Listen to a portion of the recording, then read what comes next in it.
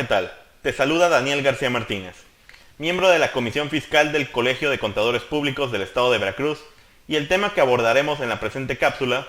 versa sobre la aplicación de las normas de información financiera como fuente del derecho fiscal en México.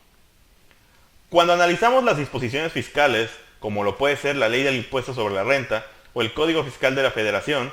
podremos observar en primera instancia distintos términos que no son propios de la ciencia jurídica, sino que son provenientes de distintas áreas del conocimiento, ajenas al derecho, como lo pueden ser las finanzas, la economía, la administración, así como la contaduría pública. Es de resaltar esta última profesión, dado su especial acercamiento con las ciencias fiscales y en general por su aporte para la configuración del sistema fiscal mexicano.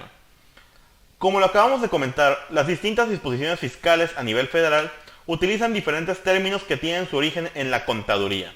como lo son el ingreso, costo, gasto, utilidad, pérdida, resultado, entre otros. Estos términos que surgieron de la profesión contable en los Estados Unidos y en el Reino Unido fueron trasladados por la Contaduría Pública organizada en México para su posterior desarrollo y aplicación que daría nacimiento a los anteriores principios de contabilidad generalmente aceptados y que, dado a la constante evolución de la profesión, darían entrada a lo que hoy conocemos como normas de información financiera. Como sabemos, las NIF no son disposiciones de carácter jurídico, sino que son reglas que regulan la presentación, valuación y revelación de las partidas que conforman los estados financieros, los cuales son elaborados con base en la información financiera que emana de la contabilidad. Todos los profesionales que formamos parte del IMCP estamos obligados, con base en el principio de diligencia y competencia profesional previsto en nuestro Código de Ética, a observar de manera general las normas profesionales aplicables a nuestro gremio, tanto nacionales como internacionales.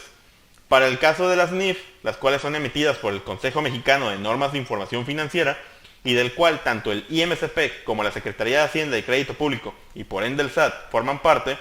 es de señalar que en la actualidad son las únicas normas contables aplicables al sector privado que son de producción nacional y que son reconocidas por las instituciones financieras de mayor prestigio, tanto públicas como privadas, por lo que su aplicación se realiza de forma generalizada por el gremio contable. En el ámbito internacional, es de señalar que también existen marcos contables reconocidos por el gremio, como lo son las Normas Internacionales de Información Financiera, IFRS por sus siglas en inglés, o los principios de contabilidad generalmente aceptados en los Estados Unidos, US GAAP. Para efectos fiscales, los contribuyentes obligados a llevar contabilidad en términos del artículo 28 del Código Fiscal de la Federación deberán elaborarla de acuerdo con el marco contable que apliquen ordinariamente, o bien el marco que estén obligados a aplicar por alguna disposición legal o normativa,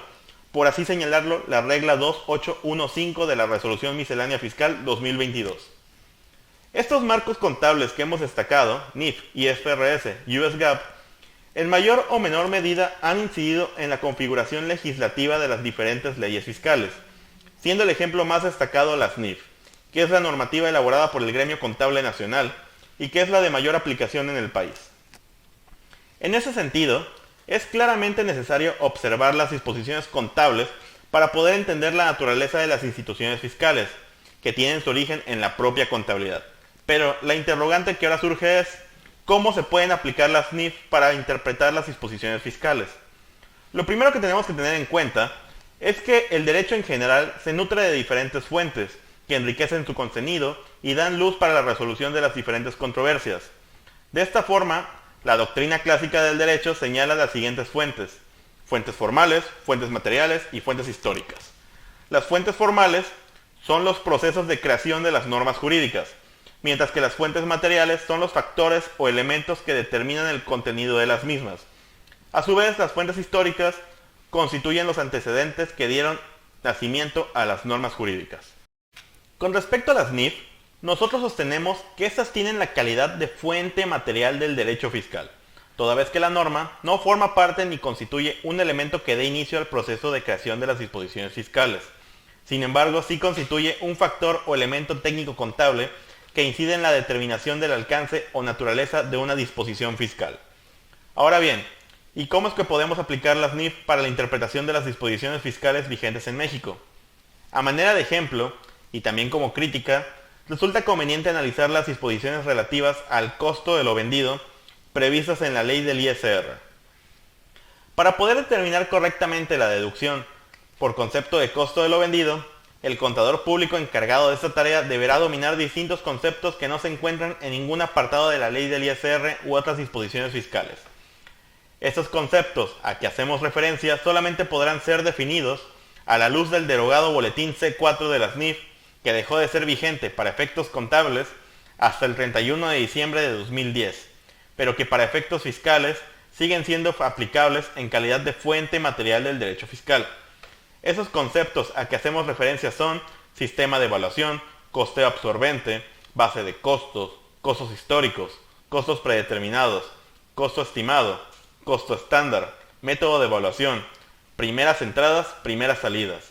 costos identificados, costos promedios, detallistas, valor de reposición, valor de realización, valor neto de realización y por último, el propio concepto de costo de lo vendido.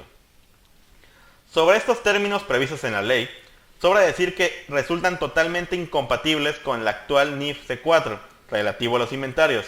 siendo el absurdo la mención de los métodos de evaluación previstos en la ley, cuando actualmente las NIF emplean este término en relación a las fórmulas de asignación del costo unitario.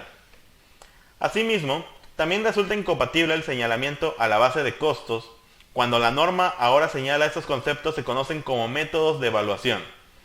Por último, también se señala la confusión que emplea la ley, incluyendo el método detallista, en el apartado con la denominación correcta, métodos de evaluación, en referencia a lo que actualmente conocemos como fórmulas de asignación del costo unitario. A manera de colorario, es de señalar que la expresión costo de lo vendido dejó de estar vigente con la publicación de la actual NIF para quedar en definitivo como costo de ventas. Aún a los comentarios manifestados, es de explicar que el intérprete de las disposiciones fiscales jamás podría aplicar de manera correcta este apartado de la ley si no se remitiera a las disposiciones normativas propias de la técnica contable, como son las NIF.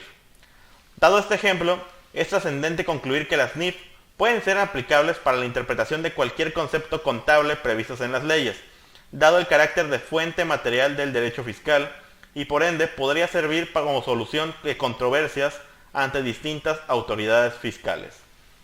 En este sentido, es que las NIF pueden ser útiles para conocer la naturaleza, más allá de lo fiscal, sobre los ingresos acumulables, gastos netos, activos fijos, activos intangibles, capital de aportación, utilidad fiscal, resultado fiscal, partes relacionadas, entre otros términos. Hasta aquí llegamos con la cápsula relativa a las NIF como fuente material del derecho fiscal. Le agradezco el tiempo prestado al Colegio de Contadores Públicos del Estado de Veracruz por permitirme transmitir estos comentarios que son sumamente importantes para la profesión contable. Les mando un saludo y hasta la próxima.